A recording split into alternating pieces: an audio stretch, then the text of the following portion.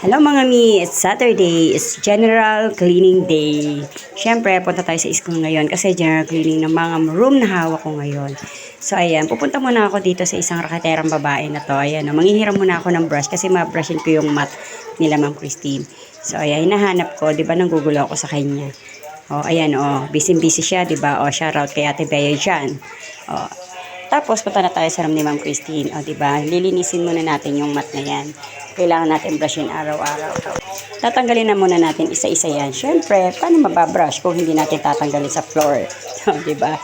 Tapos, after nyan, o, yan.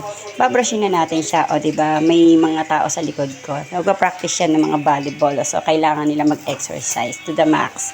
So, brush-brush lang tayo ng mat para malinis ulit.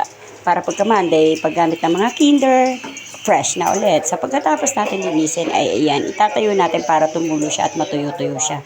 Para mamaya pagbalik ko sa school ay ikakabit ko na lang. So ayan, electric pa naman natin ang pupunteriyahin natin. So tatanggalin natin ang mga kaha, kaha, yung LEC para labahan. Labahan. Malalabahan mo yan, te. O, so yun na nga, kailangan natin alisin yan. And then, pagkatapos nun, ibabalik din natin. Siyempre, paano gagamitin kung hindi natin ibabalik, diba? So, isa-isa natin ikakabit yan. O, diba? Fresh na naman ang paggamit nila sa Monday. Kaya, mga kids, good luck sa pag-aaral. Mag-aral naman buti, diba? O, ang ganda-ganda ng ron. Every Monday, fresh lagi kayo. So, ayun. So, ayun na nga, kailangan.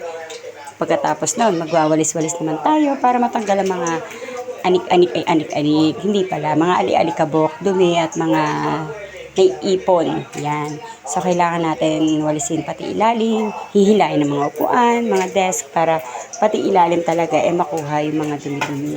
So, ayan, ganyan laging gagawin namin every Saturday. So, after nun, syempre, magmamat. So, mali talaga ako.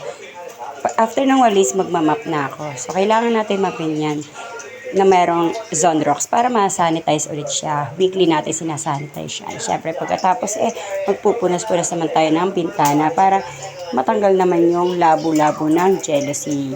O, diba? Kasi isang linggo yan, hindi napupunasan. Saturday lang talaga ang pag-general cleaning. So, ayan, tapos na yan na yung natapos ko. So, thank you guys. Thank you for watching. Thank you sa support. Bye-bye!